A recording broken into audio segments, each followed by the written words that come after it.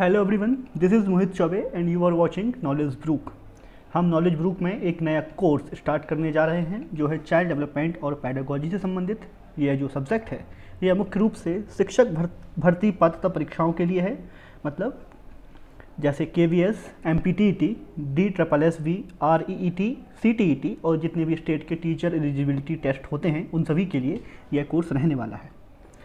हमारा जो पहली यूनिट है चाइल्ड डेवलपमेंट एंड पेडागोजी की, वह है चाइल्ड डेवलपमेंट मतलब बाल विकास। और बाल विकास का पहला लेसन है जो हम अपने पहले लेक्चर में जो पढ़ाने वाले हैं वह है बाल विकास की अवधारणाएं।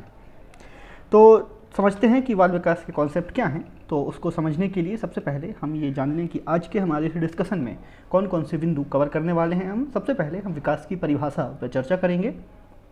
फिर हम जानेंगे कि मानव विकास का अकादमिक महत्व क्या है, मतलब कौन कौन से विषय हैं जो बाल विकास के साथ या फिर विकास की अवधारणा के साथ समझे जाते हैं। उसके बाद बाल विकास का मतलब समझेंगे हम। फिर हम विकास के प्रकार के ऊपर चर्चा करेंगे। फिर दो बहुत ही रेलेवेंट और बहुत ही क्लोज टर्म्स हैं, एक है ग्रोथ, एक डेवलपमेंट, मतलब विकास और वृद्धि। तो इनके बीच के अंतर को भी समझेंगे। फिर हम सीखना और परिपक्वता के बीच के अंतर को समझेंगे कि परिपक्वता किसे कहते हैं और सिर्फ सीखना किसे कहते हैं। फिर बाल विकास के उद्देश्यों के ऊपर चर्चा करेंगे कि हम बाल विकास का अध्ययन क्यों करते हैं और यह बालकों के हम किन किन मनोवृत्तियों को समझने में हमें बाल विकास महत्वपूर्ण भूमिका निभाता है। फिर हम बाल विकास के दायरे के ऊपर चर्चा करेंगे जिसमें हम सामयिक क्षेत्र और आयु से संबंधित सीमाओं के ऊपर चर्चा करेंगे। हमारा ये जो लेसन है यह बाइलिंगुअल रहने वाला है, हिंदी इंग्लिश दोनों भाषाओं में। और इसके बाद भी आपको कभी कोई कन्फ्यूज़न होता है तो आप कमेंट बॉक्स में लिख सकते हैं। साथ ही आप गौर से सुनेंगे तो यह मुख्य रूप से जो पेडागोजी है यह आपके व्यवहारिक जीवन से संबंधित है। और आप अपने आसपास, अपने घर में बच्चों को, अपने आसपास जो बच्चे आप देखते हैं उनकी दैनिकचर्या को देखकर इस सब्जेक्ट को आप बहुत बेहतर तरीके से समझ सकते हैं। सबसे पहले हम अपने केंद्र बिंदु पर आते हैं जो कि है डेवलपमेंट। आज हम डेवलपमेंट के ही इर्द गिर्द घूमने वाले हैं। तो बात करें कि डेवलपमेंट क्या है, विकास क्या है। तो विकास बिल्कुल वृद्धि से भिन्न है। मतलब जन्म से मृत्यु तक मनुष्यों की वृद्धि, जो भी परिवर्तन होते रहते हैं वह तमाम चीज़ें विकास हैं। लेकिन इसमें सिर्फ शारीरिक वृद्धि की बात नहीं की गई है, इस बात का हम ध्यान रखेंगे। मतलब जीवन भर के परिवर्तनों के बारे में कैसे और क्यों की जानकारी हमें डेवलपमेंट के माध्यम से या विकास के अध्ययन के माध्यम से मिलती है। मतलब हमारे जीवन में कौन कौन से चेंजेस आए हैं, वो कैसे आए हैं और क्यों आए हैं, इसका जवाब हमें डेवलपमेंट के माध्यम से, मतलब विकास को समझने के माध्यम से मिलता है। मानव विकास के सभी पहलुओं में शामिल है, जैसे कि शारीरिक विकास, भावनात्मक विकास, बौद्धिक विकास, सामाजिक विकास, अवधारणात्मक विकास और व्यक्तित्व विकास।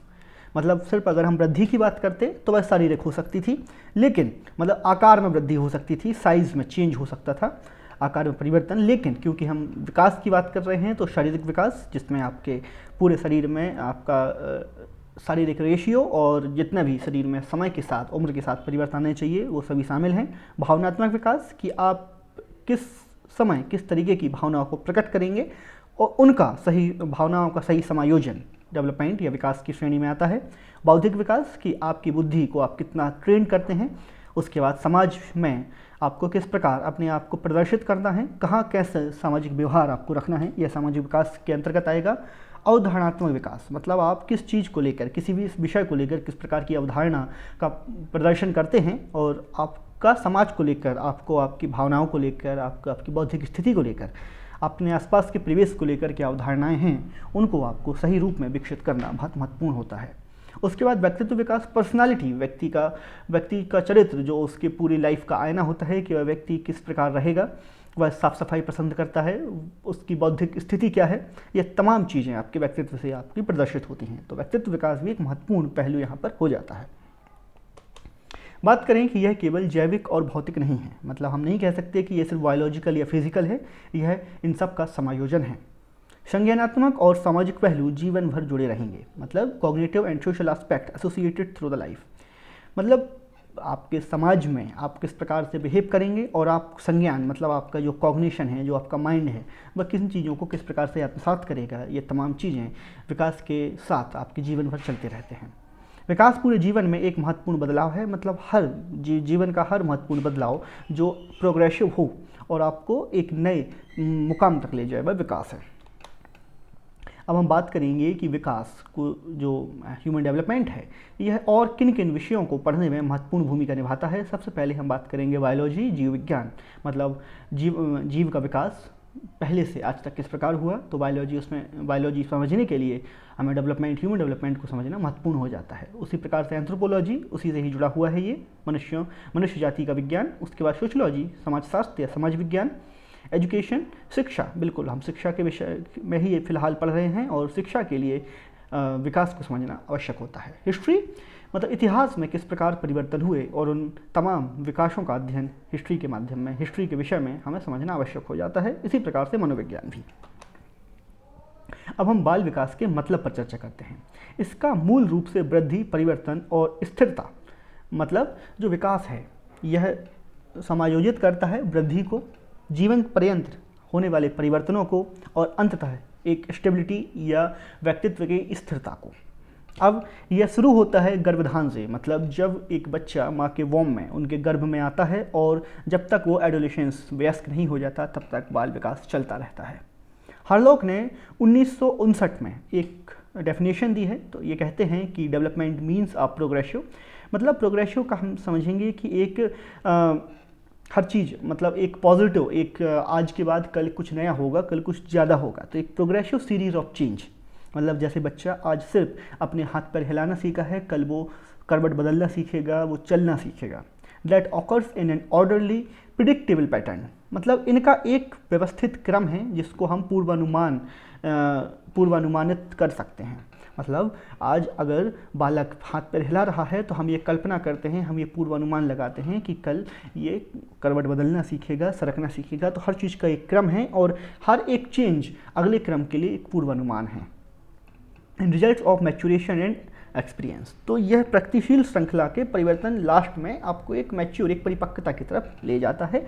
और हार्लॉक ने यह डेफिनेशन इस प्रकार प्रतिपादित की और इस डेफिनेशन के हर एक शब्द का एक गूढ़ महत्व है।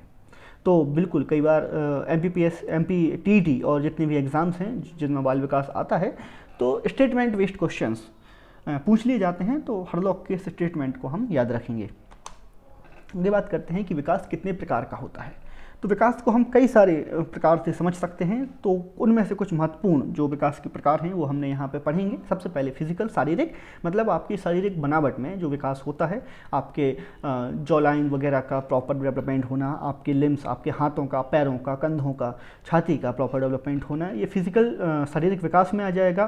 संज्ञानात्मक विकास, मतलब सोचने समझने की शक्ति का व्यवस्थित और उम्र के साथ जो परिवर्तन या विकास होना चाहिए उसको हम संज्ञानात्मक विकास कहेंगे। फिर हम भावुक, इमोशनल विकास कहेंगे। तो इमोशनल डेवलपमेंट मुख्य रूप से हम देखते हैं कि बचपन से बड़े होने तक हम अपनी भावनाओं में काफ़ी सारे परिवर्तन आते हैं, हमारी सोचने समझने की शक्तियों में परिवर्तन आते हैं। तो भावनाओं का समायोजन और सही जगह पर सही भावनाओं का प्रदर्शन ही भावनात्मक विकास को प्रदर्शित करता है। फिर बोलेंगे हम भाषाई विकास, जैसे भाषा क्योंकि हमारे विचारों को प्रकट करने का एक सुगम और व्यवस्थित माध्यम है, तो भाषाई विकास भी एक महत्वपूर्ण अंग यहाँ पर हो जाता है। फिर हम नैतिक, जो कि समाज से ही हम सीखते हैं कि क्या चीज़ें नैतिक हैं, क्या अनैतिक हैं, किस प्रकार का हमें व्यवहार करना है अथवा कैसा नहीं करना। तो जो कि मोरल्स हैं, जो एक्सेप्टेबल होते हैं समाज के द्वारा, तो हम उनका भी विकास एक सामाजिक प्राणी के रूप में महत्वपूर्ण होता है। और वहीं सामाजिक विकास और मोरल, जो सोशल एंड मोरल हैं, ये एक दूसरे के ही पहलू हैं। तो बिल्कुल सामाजिक विकास भी उतना ही महत्वपूर्ण है। अब हम बात करते हैं कि ग्रोथ और डेवलपमेंट के बीच में अंतर क्या है, क्योंकि अक्सर इन दो शब्दों, मतलब विकास और वृद्धि के बीच में हम कई बार कंफ्यूज हो जाते हैं। तो कहते हैं कि ग्रोथ क्वांटिटेटिव है, मतलब एक होता है मात्रात्मक और एक होता है क्वालिटेटिव। जो होता है कि उसमें क्या खूबियां हैं। तो क्वालिटी मतलब उसमें गुणवत्ता की बात की जाती है, क्वांटिटेटिव में सिर्फ मात्रा की बात की जाती है। तो ग्रोथ क्वांटिटेटिव है कि आपकी हाइट बढ़ गई, आपका वजन बढ़ गया, ये सब हो जाएगी क्वांटिटेटिव चीज़ें। और वही क्वालिटेटिव चीज़ें हो जाएंगी कि आपने क्या अर्जित किया, आपने क्या इम्प्रूवमेंट किया, आपने सोचने की शक्ति को पहले से कितना बेहतर किया। तो ये चीज़ें एक जो बिल्कुल मेन डिफरेंस है ये हो जाएगा। और भी आगे डिफरेंस पढ़ते हैं हम। ग्रोथ कंप्राइजेस ऑफ हाइट, मतलब ऊंचाई, वेट, वजन, साइज, शेप ऑफ बॉडी, मतलब शरीर की लंबाई, चौड़ाई और आकार की बात करेंगे हम, और ऑर्गन्स लाइक ब्रेन्स एक्सेट्रा। तो हमारे दिमाग वगैरह में जो भी परिवर्तन होते हैं, ये सब जो हमारी कुल मिला के आकार परिवर्तन हो रहे हैं, उनको हम क्या बोलेंगे, ग्रोथ बोलेंगे। लेकिन वहीं हम डेवलपमेंट की बात करें तो in this with the physical change, cognitive जो हमने संज्ञानात्मक देखा था, और इमोशनल, ये भी इसमें जोड़ दिए जाते हैं। मतलब भावनात्मक और संज्ञानात्मक चीज़ जब हम पहलुओं को जोड़ दें तो वह डेवलपमेंट हो जाता है। It is due to cell division, बिल्कुल यहाँ पे आपकी जो कोशिकाएं हैं उनके विभाजन से आप में ग्रोथ होगी, लेकिन it happens due to motor and adjustmental process and their interplay.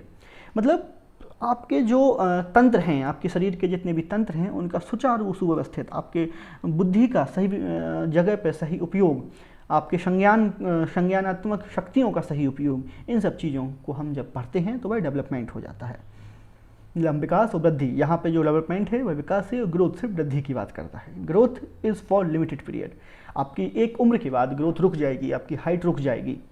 और अगर हम विकास की बात करें, मतलब डेवलपमेंट की बात करें, तो यह आपकी मृत्यु तक, आपकी डेथ तक चलता रहता है, और आप हमेशा कुछ ना कुछ अपने जीवन में नया करते रहते हैं और इम्प्रूवमेंट होते रहते हैं। ग्रोथ कैन बी मेजर्ड, आप बिल्कुल ग्रोथ को, जो वृद्धि है उसको माप सकते हैं, वजन को आप तौल सकते हैं, लंबाई को आप लंबाई माप सकते हैं, है ना।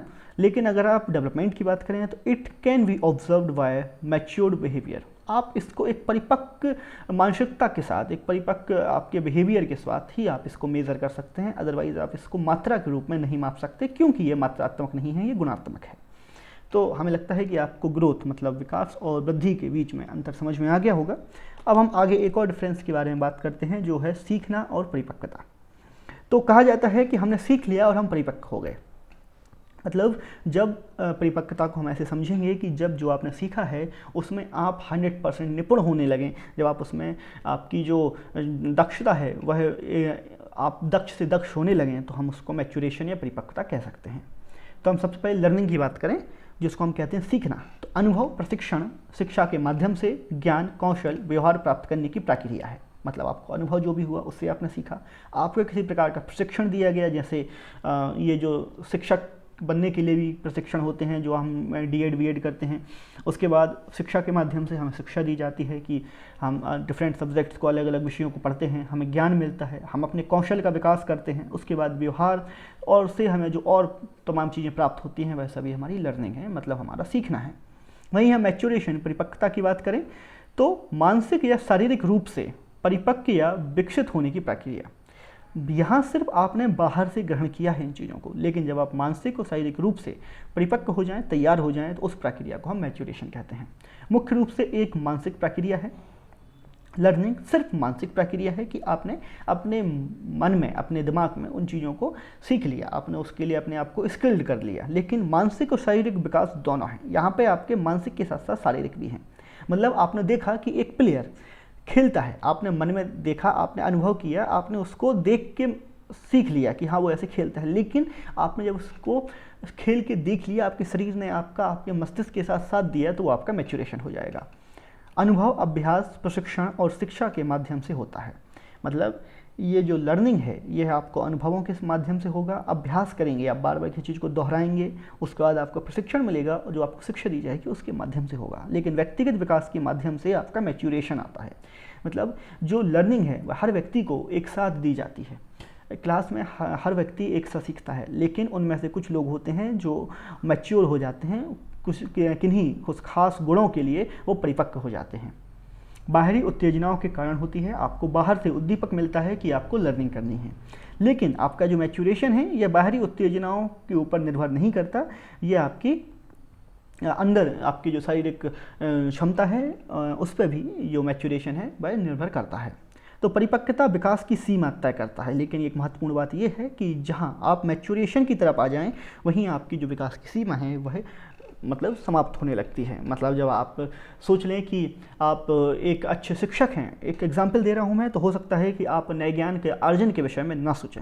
जब आप सोच लें कि आप अच्छे ड्राइवर हैं, तो आप और बेहतर कार चलाना, बाइक चलाने के विषय में ना सीखें, ना सोचें। तो बिल्कुल जब आप परिपक्वता की तरफ जाने लगते हैं, तो आपकी जो सीखने की या विकास की सीमा है वह तय होने लगती है। फिर हम बात करें कि एक व्यक्ति के विकास को बढ़ावा देने के लिए परिपक्वता और शैक्षणिक कार्य एक साथ होते हैं। मतलब कहा जाता है कि maturation and learning work together. मतलब जब परिपक्वता और शैक्षणिक कार्य दोनों ही एक साथ काम करते हैं, और ये दोनों जब एक साथ काम करते हैं तो ये बढ़ावा देते हैं किसी व्यक्ति के विकास को। तो हम ये कह सकते हैं कि मैच्योरेशन पहले आएगा, उसके साथ फिर इंडिविजुअल का विकास होगा। लेकिन पियाजे इसके अपोजिट कहते हैं, वो कहते हैं कि पहले विकास होगा उसके बाद मैच्योरेशन आएगा। तो बिल्कुल ये कुछ द्वंद्व मिल जाते हैं। तो हम जब पियाजे और बाकी सभी जो शिक्षाविद हैं उनके विषय में पढ़ेंगे तो इन सभी द्वंद्वों को और इन सभी स्टेटमेंट्स को एक एक करके समझेंगे। चलिए आगे बढ़ते हैं और हम जानें कि हम विकास के बारे में क्यों पढ़ते हैं, कि बाल विकास का उद्देश्य क्या है। जब हम बाल विकास को समझते हैं तो हमें सामान्य बाल विकास के बारे में जागरूकता मिलती है कि किस उम्र में और किस समय जो बालक है उसमें विकास होगा और किस क्रम में उसका विकास होगा। समय की एक विशेष अवधि में बच्चे की प्रकृति के विषय में हमें जानकारी मिलती है। कई बार हम टेंशन ले लेते हैं, हम चिंतित हो जाते हैं कि बालक में विकास क्यों नहीं हो रहे हैं, लेकिन जब हम बाल विकास की विषय वस्तु को समझ लेते हैं तो हमें समझ में आता है कि किस अवधि तक बालक में क्या विकास होनी चाहिए। आयु से संबंधित व्यवहार को समझने में मदद मिलती है। जब हम आयु के विभाजन के बारे में पढ़ेंगे कि किस विकास क्रम में किस आयु को रखा गया है, तो हमें ये समझने में सुविधा होती है कि बालक किस आयु वर्ग में क्या व्यवहार करेगा। व्यक्तिगत मतभेदों को समझने में मदद मिलती है कि बिल्कुल हमारे ओपिनियंस, हमारे जो मत हैं वो अलग अलग हो सकते हैं। तो बालकों के विकास के दौरान जो व्यक्तिगत मतभेद उत्पन्न होते हैं उनको समझने में हमें मदद मिलती है। विकास के अनुक्रम मतलब किस क्रम में विकास होने वाला है उसको जानने में मदद मिलती है। विकासात्मक चरण जैसे बैठना, रेंगना, चलना, इनके विषय में जानकारी मिलती है। मतलब हम समझ सकते हैं कि अब बच्चा जो कि बैठना सीख गया है, बच्चा रेंग के खिसकना सीख गया है, बच्चा चलना भी सीख जाएगा। बच्चे से उम्मीदें, हमें किस आयु वर्ग के बच्चे से या किस विकास क्रम के बच्चे से क्या उम्मीदें रखनी चाहिए, हमें बाल विकास समझने के साथ इनको भी समझने में मदद मिलती है। हमें ये मदद मिलती है कि वातावरण के साथ बच्चों में किस प्रकार का विकास हो रहा है उसको जानने में हमें मदद मिलती है। बच्चों को उनकी पूरी क्षमता की ओर ले जाने में हमें मदद मिलती है। बिल्कुल, क्योंकि हम अगर एक शिक्षक की दृष्टि से देखें, हम एक वयस्क की दृष्टि से देखें, तो हम जब बाल विकास के विषय में अच्छे से समझेंगे तो हम उनकी जो अंतर्निहित क्षमताएं हैं उनको उनके वेस्ट तक, उनके दी वेस्ट तक ले जाने में हमें बाल विकास को समझने से मदद मिलती है। बात करेंगे कि बाल विकास का दायरा क्या है। मतलब स्कोप की बात करें तो स्कोप को मुख्य रूप से दो तरीके से विभाजित किया गया है, एक टॉपिकल एरिया है और एक है एज रेंज। तो टॉपिकल एरिया में जिसमें हम बात करेंगे कि सामयिक क्षेत्र, जिसमें 3 तरीके से कैटेगराइज किया गया है: शारीरिक विकास, संज्ञानात्मक विकास और व्यक्तित्व और सामाजिक विकास। तो शारीरिक विकास बिल्कुल आपके फिजिकल फीचर्स का विकास, कि आपका शरीर किस प्रकार से बढ़ रहा है। संज्ञानात्मक विकास की संज्ञान से हम समझ सकते हैं कि आपकी सोचने समझने की शक्ति, इन सभी के विकास को हम संज्ञानात्मक विकास कह सकते हैं। और उसके बाद आपके पर्सनालिटी, मतलब बच्चे का किस प्रकार का व्यक्तित्व और किस प्रकार से उसका सामाजिकरण हो रहा है, इसके विकास को हम व्यक्तित्व और सामाजिक विकास कहते हैं। तो ये हो गए सामयिक क्षेत्र के विकास का दायरा। आगे बात करते हैं कि बाल विकास की आयु सीमा के आधार पर हम विकास के दायरे को किस प्रकार समझते हैं। तो मुख्य रूप से 5 कैटेगरीज में जो है जो आयु सीमा है उसको 5 कैटेगरीज में विभाजित किया गया है। सबसे पहले हम प्रसवपूर्ण अवधि, जिसको हम कह सकते हैं प्री नेटल पीरियड, जो कि कॉन्सेप्शन से जन्म तक होता है। मतलब गर्भधारण से लेके और बच्चे के जन्म लेने तक का जो समय है उसमें बच्चे के शरीर में क्या क्या विकास होता है उसके विषय में समझ में आता है। उसके बाद इन्फेंसी टू टॉडलहुड, मतलब इन्फेंसी से लेकर टॉडलहुड तक, मतलब जन्म से 3 वर्ष की आयु तक, जिसको हम सेंस आधारित अवधि भी कहते हैं। यहाँ पे बच्चों के सिर्फ सेंसेस से ही हमें समझ में आता है।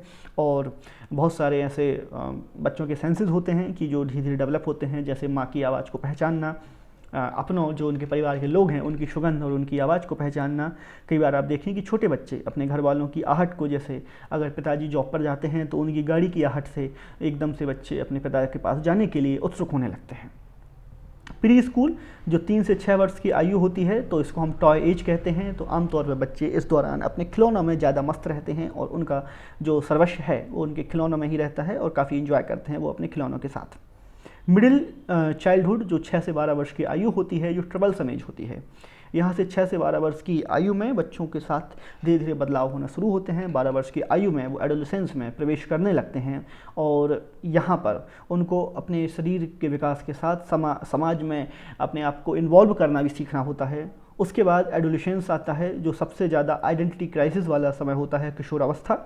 किशोरावस्था में कहा जाता है कि अप्रॉक्सीमेटली जो 12 साल की उम्र है, यह ब्रिज एक सेतु का काम करती है मिडिल चाइल्डहुड से एडोलसेंस में एंटर करने में। मतलब एकदम से आप अभी तक बाल्यावस्था में थे, आपको धीरे धीरे आप बड़ा होना, मतलब आप अपने आप को बाल्यावस्था से किशोरावस्था में ले जाने का जो आपका सीक्वेंस था, जो क्रम था, वो चल रहा था। और अचानक से आप जब एडोलसेंस में आते हैं, आपके शरीर में काफ़ी सारे बदलाव होने लगते हैं, आपके जो लैंगिक बदलाव हैं वो होने लगते हैं, आपके लैंगिक लक्षण, चाहे आप मतलब बालक है चाहे बालिका है, तो उसके जो लैंगिक लक्षण हैं वो प्रदर्शित होने लगते हैं। तो इस प्रकार जो यहाँ पे ही आपको आइडेंटिटी क्राइसिस होने लगती है। कई बार जो बालक हैं वो काफ़ी परेशान रहते हैं, उनके जो मानसिक तनाव की स्थिति बनने लगती हैं, क्योंकि बहुत सारे हार्मोनल चेंजेस आते हैं। तो इस प्रकार जो मुख्य रूप से बाल विकास है उसको हमने 5 कैटेगरीज में 20 साल की आयु तक डिवाइड किया हुआ है।